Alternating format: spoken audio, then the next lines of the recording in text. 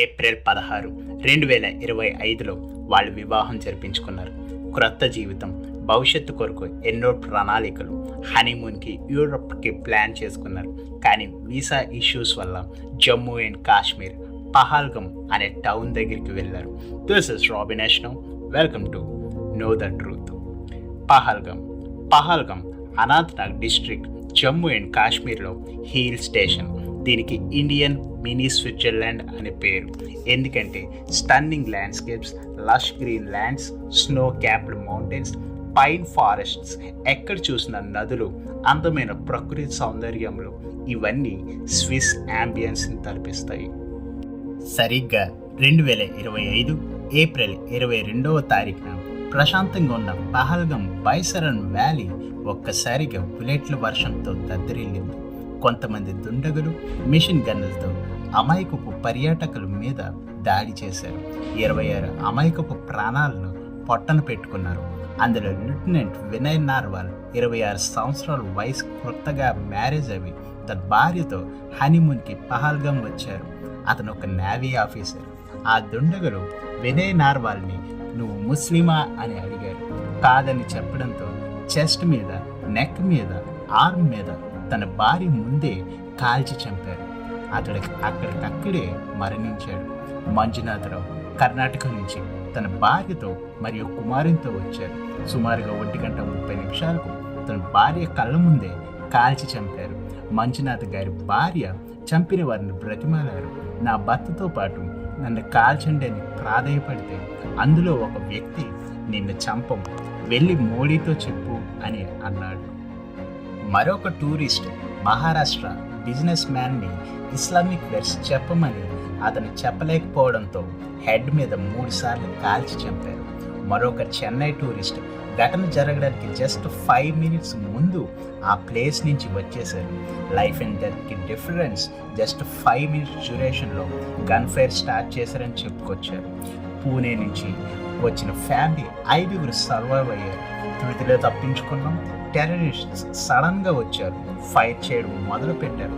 Terrorists cycle చేసుకున్నారు. Hindu tourists మీద attack చేయాలని సూచించుకున్నారు అని చెప్పారు. ఒక ఆవిడ తన భర్తతో బేల్పూరి తింటుండగా అకస్మాత్తుగా తన భర్త శరీరంలోకి తూటాలు దూసుకెళ్ళాయి. అస్సాం ప్రొఫెసర్ హిందూ పేపర్కి ఇచ్చిన ఇంటర్వ్యూ ప్రకారం అతను ఇస్లామిక్ ప్రేస్ని సరిగ్గా చెప్పడంతో అతన్ని వదిలిపెట్టడం జరిగిందని చెప్పుకొచ్చాడు. ట్విట్టర్లో ఒక విక్టమ్ ఏం చెప్పారంటే అక్కడ 500 టూరిస్టులు ఉన్నారు, ఇంకా ఎక్కువే ఉండొచ్చు. గాయపడ్డ వాళ్ళని అక్కడ స్థానికంగా ఉండేవాళ్ళు వచ్చి హెల్ప్ చేయడం, ఆ ప్రాంతం నుంచి తరలించడం జరిగిందని పోస్ట్ చేశారు. అక్కడ గుర్రాల స్వారీ అనేది ఫేమస్. స్థానిక వాసులు అవే గుర్రాలపైన గాయపడిన వారిని తరలించడానికి సహాయపడ్డారు. ఈ దాడి మతపరంగా, అంటే హిందువుల మీద టార్గెట్ చేసి, అది కూడా మగవాళ్ళ మీదనే టార్గెట్ చేసి కాల్పును మొదలుపెట్టారు.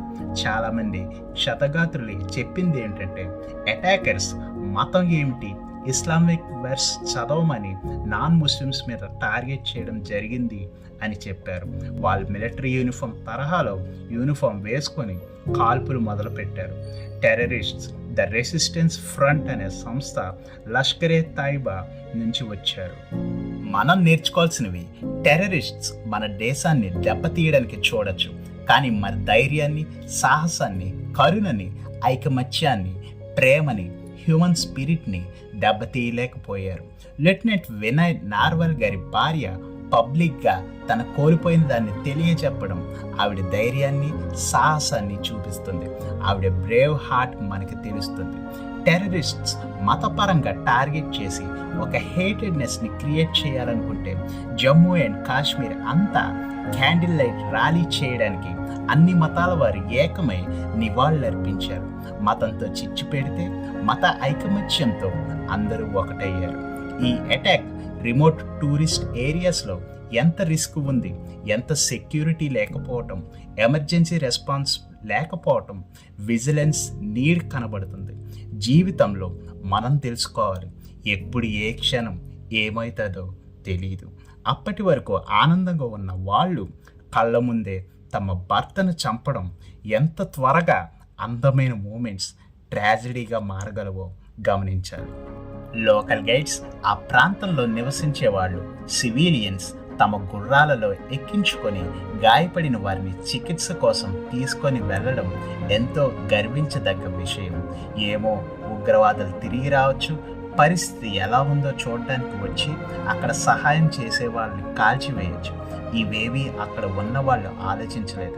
ప్రేమ దృక్పథంతో కరుణ చూపించి అక్కడ ఇంజరీ అవి పడిపోయిన వాళ్ళకి సహాయాన్ని అందించడం, గుర్రాలనే అంబులెన్స్గా మార్చి తీసుకెళ్లడం ఎంతో సాహస స్ఫూర్తితో హ్యూమన్ స్పిరిట్ యూనిటీని నెలకొల్పారు. Heroes emerge in crisis. ధైర్యంతో వేసే చిన్న చిన్న అడుగులు పెద్ద డిఫరెన్సెస్ని తీసుకొస్తాయి. ఇది హేటెడ్నెస్ని తొలగించి యూనిటీని నిర్మించే సమయం. అందరూ ఒక్కటిగా పోరాడే విషయం.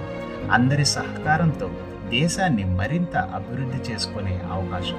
మన దేశం, మనమందరం పహల్గామ్లో గాయపడిన వారితో ఉండాల్సిన తరుణం.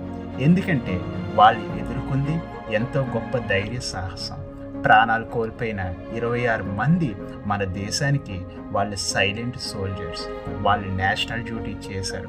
దేశ వీర పౌరుల లెక్కే వాళ్ళ కుటుంబాలకి ఆదరణ, శాంతి కలగాలి. పహల్గామ్ ఎప్పుడు మన మినీ స్విట్జర్లాండ్. పహల్గామ్లో ప్రాణాలు అర్పించిన మరియు గాయపడిన మరియు సహాయం చేసిన వాళ్ళు ఎప్పుడు చిరస్మరణీయంగా భారత చరిత్రలో మెలిగి ఉంటారు. A great tribute to the victims. తమ ఊపిరిని దేశం కోసం పెట్టిన ఇన్నోసెంట్ టూరిస్ట్స్, సహాయం చేసిన లోకలైట్స్కి ఈ వీడియోని అంకితం చేస్తున్నాం. మీకు ఈ వీడియో ఇన్స్పైర్ చేస్తే మీ కుటుంబానికి, స్నేహితులకి, బంధువులకి షేర్ చేయండి, ఇన్స్పైర్ చేయండి, సబ్స్క్రైబ్ చేయండి. కామెంట్స్లో పహల్గామ్ సంఘటన గురించి మీ అభిప్రాయాన్ని చర్చించండి. దిస్ ఇస్ రాబిన్ ఎష్నో. Thank you all.